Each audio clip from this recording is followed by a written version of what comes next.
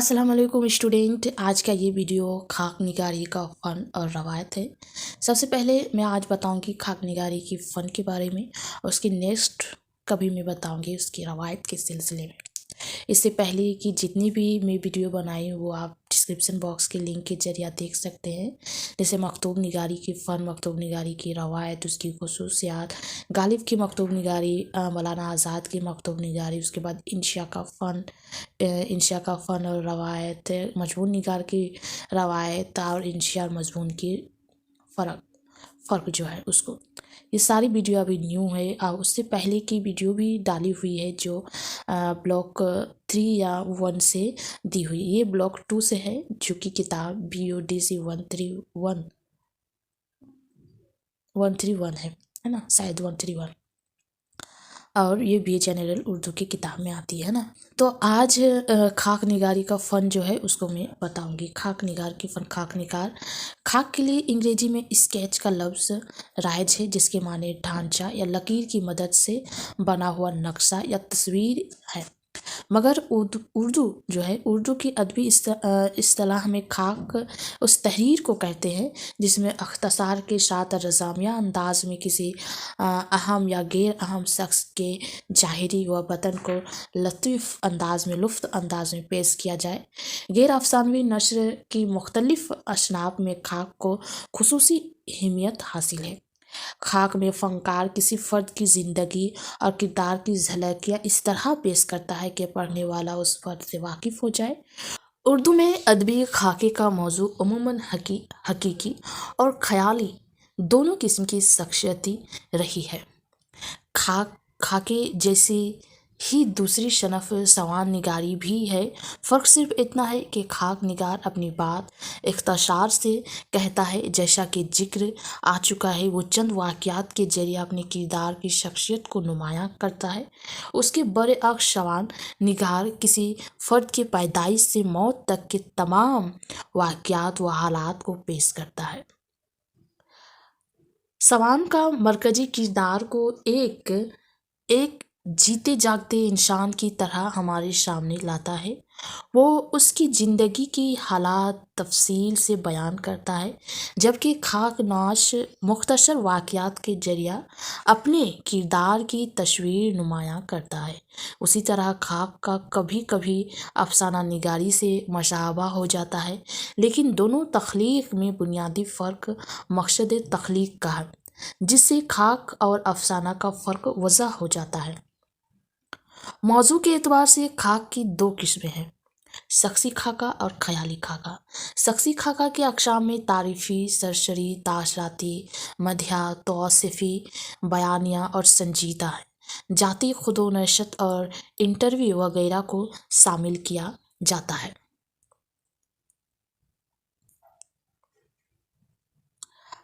इख्तिसार की वजह से खाक को इशारों का आर्ट कहा जाता है, जिसमें रज़ामिया अंदाज में किसी शख्स की ज़िंदगी के मुख्तलिफ पहलू को समेट लिया जाता है। इसीलिए खाली के अंजुम उसे नस्र में गज़ल का फ़न कहते हैं।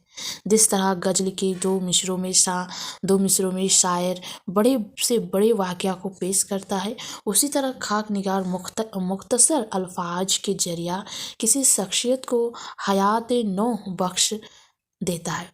शख्सियत के नुमाया पहलू के इंतखाब के अलावा हमदर्दी व गैर जानबदारी की वसूल पर अमल पेरा होकर फ़नकार एक खूबसूरत खाक की तख्लीक करता है। खाक के मरकज़ी किरदार की खूबियों और खामियों को बयान करके ही वो हकीकी मानों में खाक निगार का फ़र्ज अदा कर सकता है। क्यों ना कि इंसान सिर्फ फरिश्ता या शैतान नहीं हो सकता, बल्कि उन दोनों की मजमुआ का नाम है। इंसान अच्छे, बुरे, गरीब, अमीर, आम, वस्त हो सकते हैं। लिहाजा खाक ऐसे लोगों के भी लिखे गए जो रहनुमा, इल्म, मदबीर, वज़ीर, सहाफ़ी, नाक़िद, शायर, अदीब नहीं थे, बल्कि माली और चराशी थे। मगर उनकी जाती सफ़ात ने उन्हें उम्र ज़वां अता कर दी। इस सिलसिले में मौलवी अब्दुल हक का नाम देवमाली, नूरखा और रशीद अहमद सिद्दीकी का गुदान काबिल ज़िक्र है ना। मौलवी अब्दुल हक का खाक का नाम देवमाली और नूर खा है, और रशीद अहमद सिद्दीकी का खाक का नाम गुंदन है, जो काबिल ज़िक्र है, काफ़ी अच्छी है। और खाक और जो सवार निगार होती है उसमें बहुत ज़्यादा फ़र्क नहीं है, क्यों ना कि अगर देखा जाए तो एक जैसा ही लगेगा, लेकिन अगर फ़र्क किया जाए तो उतना ज़्यादा फ़र्क नहीं आएगा जितना समझना है ना। तो क्या है कि सवार निगार जो होती है वो पैदाइश से लेके मौत तक की पूरी उसमें स्टोरी होती है, और खाक जो है उसमें किसी वाक़या को लेकर उस की बारे में, पूरी ज़िंदगी के बारे में लिखा जाता है, उसकी तारीफ़ में लिखी जाती है ना।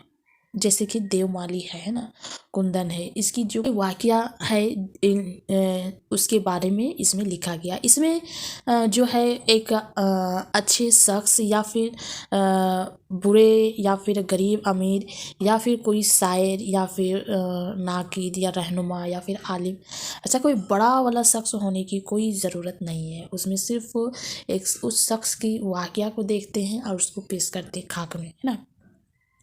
उसके बाद है वाहद ताशीर, किरदार, वाक़या निगार, मंजर कशी और दिलकश ज़बान व बयान खाक की अहम खसूसियात हैं।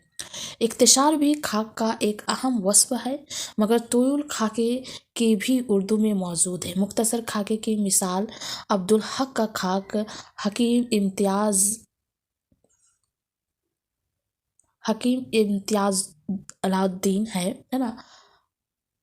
ये 1.5 सफ़ा पर मुश्तमिल है, जो कि अब्दुल हक का खाका है। अब्दुल हक ने लिखी है हकीम इम्तियाज़ अलाउद्दीन, है ना। ये एक मुख्तसर खाका है जो उर्दू में मौजूद है, और इससे भी जो बड़ी बड़ी लंबी लंबी पेज जो ज़्यादा पेज पर मुश्तमिल होता है वो भी मौजूद है।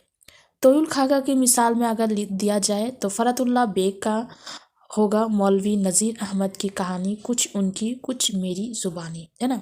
ये फ़रतुल्लाह बेग ने लिखी, जो मौलवी नज़ीर अहमद पर है। इख्तिसार के सबब कारी खाक को एक ही नस्ल में पढ़ सकता है। चंद वाक़यात की तरतीब के ज़रिया मुसन्निफ़ व हदीद ताशीर पैदा करता है, और यही हदीद ताशीर पढ़ने वालों को अपनी गिरफ्त में लेकर उसे पूरा खाक पढ़ने पर मजबूर कर देता है।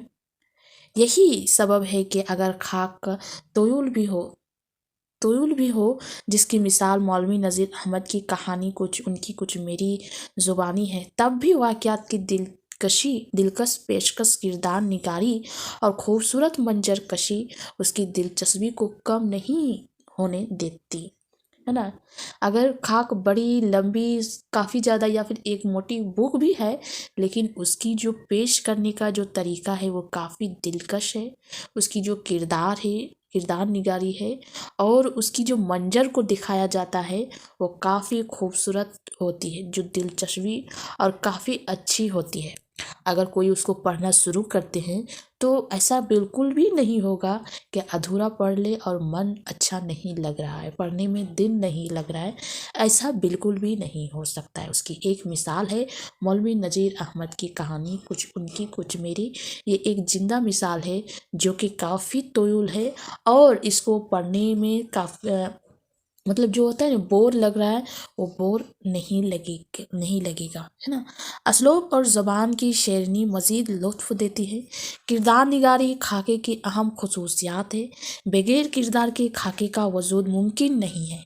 खाके में मिसाली और इर्तकाई दोनों तरह के किरदार मिलते हैं। मिसाली किरदार वो है जो वक्त, हालात और उम्र के साथ बदलते नहीं, जबकि फितरी किरदार वक्त के साथ तब्दील होते रहते हैं।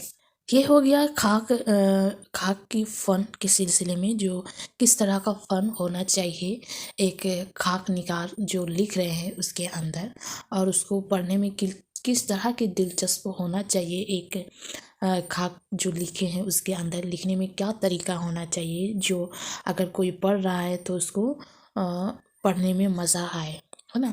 تو یہ اس کا فن ہو گیا ہے، اور اس کے بعد میں اس کی روایت جو ہے اس کو کبھی کسی دن اپلوڈ کروں گی۔ آج کے لیے یہیں تک۔